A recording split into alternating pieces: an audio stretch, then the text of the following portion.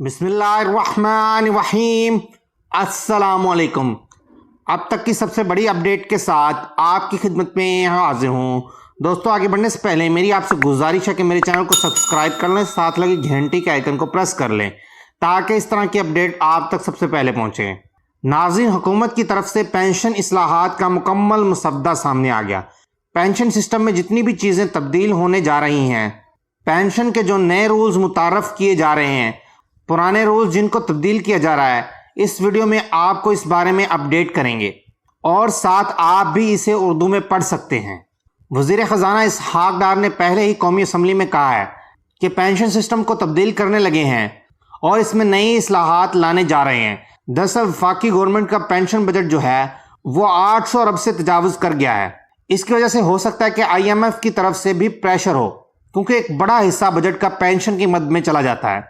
तो इस वजह से गवर्नमेंट ये चाह रही है कि पेंशन सिस्टम में तब्दीली लाई जाए और इसे कंट्रीब्यूटरी पेंशन सिस्टम की तरफ लाया जाए। अब मैं आपको पेंशन इस्लाहात के बारे में आगाह करता हूँ। मुतअद्दिद पेंशन कवानीन शिक्कों का खात्मा। साबका असूल यानी कि जो पहले असूल था वो क्या था? अगर किसी शख्स को रिटायरमेंट के बाद पेंशन के काबिल मुलाजमत पर दोबारा मुलाजिम किया गया था, वो दोनों महकमों से पेंशन का हकदार था। इसकी मौत पर इनका खानदान फैमिली पेंशन 75% दोनों पेंशन का हकदार था। कुछ मामलात में 2 से ज़ायद पेंशन दी गई थी, जैसे एक बेवा को शोहर की 2 पेंशन और वालिद की 1 पेंशन। दरअसल नाज़रीन, इसमें होता यह था कि एक मुलाजिम जो रिटायर्ड हुआ, उसने कहीं एक नई मुलाजमत इख्तियार कर ली तो उसको पहली पेंशन मिलती रही। फिर जब वो दूसरी मुलाजमत से रिटायर हुआ तो उसकी 2 पेंशनें बन गई। फिर जब वो वफात पा गया तो बेवा को 2 पेंशनें मिलती रहीं, साथ उसके वालिद की भी उसको पेंशन मिलती रही। अब जो नया असूल है, नया कानून जो है, सिर्फ 1 पेंशन का हकदार है। मुलाजिम के पास इख्तियार होता है कि वो एक को ऊंचा रखे और बाकी सबको स्पुर्द कर दे। इसमें नाज़रीन दरअसल ये हुआ है कि मुलाजिम जो है वो सिर्फ 1 ही पेंशन रख सकता है। अब तो अगर उसकी 1 से ज़्यादा पेंशन है तो वो अपनी मर्जी की 1 पेंशन जो ज़्यादा है वो रख सकता है और बाकी पेंशनों से दस्तबरदार होना पड़ेगा। नंबर 2 पे है पेंशन जानिशिनी, यानी कि इसको फैमिली पेंशन भी कह सकते हैं। साबका जो असूल था, पेंशनर की मौत पर इसकी शरीक हयात 75% फैमिली पेंशन का हकदार है। शरीक हयात की मौत पर वही गैर शादीशुदा बेवा तलाकशुदा बेटी को जिंदगी दोबारा शादी के लिए मुंतकिल कर दिया जाता है। पेंशनर और उसकी शरीक हयात के बाद 75% जो पेंशन होती थी वो फैमिली को मिलती थी, जिसमें उन्होंने बताया कि गैर शादीशुदा बेवा तलाक याफ्ता बेटी पेंशनर और उसकी शरीक हयात के वफात के बाद 75% जो है वो फैमिली पेंशन के हकदार होती थी। तो अब जो नया असूल है उसके तहत गैर शादीशुदा बेवा तलाक याफ्ता बेटी को सिर्फ 10 साल के लिए फैमिली पेंशन मिलेगी। इसमें जो है टाइम लिमिट बता दी है कि 10 साल तक सिर्फ उनको मिलेगी, उसके बाद उस पेंशन को बंद कर दिया जाएगा। नंबर 3 पर है पेंशन में कोई पेचीदा इजाफा नहीं। तीसरी जो बड़ी चीज़ है वो पेंशन का कंपाउंडिंग है। ये बड़ा ही टेक्निकल पॉइंट है। इस पॉइंट को आपको समझाते हैं कि पहले क्या होता था। हर साल ड्राइंग पेंशन में इजाफे का ऐलान किया जाता था। नंबर 2, पहले साल अगर पेंशन 10,000 है तो 10% इजाफा 1,000 और पेंशन 11,000 हो जाती थी। अगले साल 11,000 पे 10% इजाफा 1,100 का इजाफा होता था और पेंशन 12,100 हो जाएगी। नया असूल क्या है? कोई मुरक्कब नहीं होगा। रिटायरमेंट के वक्त काम करने वाले मजमूई पेंशन ग्रॉस पेंशन पर इजाफा दिया जाएगा। यानी कि इसमें आपको बताते जाएं कि जब कोई सरकारी मुलाजिम फ़र्ज़ किया वो रिटायर हुआ है तो उसकी जो ग्रास पेंशन थी वो 20,000 थी और अब जो है वो कुछ सालों के बाद उसकी पेंशन 40,000 हो गई है।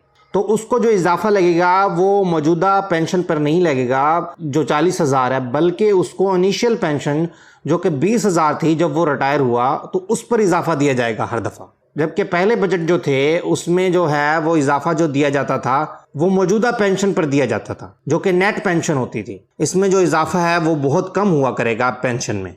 नंबर 2, 2016 में रिटायर्ड पेंशन और ड्राइंग पेंशन अब 1,11,185 रुपये है, जिसकी GP यानी कि ग्रॉस पेंशन 42,227 रुपये थी, तकरीबन 1/3 इजाफा GP पर होगा। यानी कि वही बात जो मैंने आपको बताई कि ग्रॉस पेंशन पे इजाफा होगा जो उसकी इनिशियल पेंशन थी, ना कि जो मौजूदा पेंशन ले रहे हैं उस पर इजाफा होगा।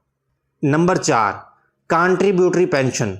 साबका असूल क्या था? तमाम अखराजात हुकूमत बर्दाश्त कर रही थी। अब जो नया असूल क्या होगा? सर्विस के दौरान पेंशन देने के लिए तनख्वाहों से कटौती की जाएगी। وہی بات جو میں نے پہلے بھی آپ کو چینل پر کئی دفعہ بتائی کہ کنٹریبیوٹری پینشن سسٹم کو لے کے آ رہے ہیں، جس سے ماہانہ تنخواہ میں کٹوتی ہوا کرے گی اور وہ آپ کی پینشن میں جمع ہوتی رہے گی، یا تو تنخواہ یا پینشن۔ سابقہ اصول کیا تھا؟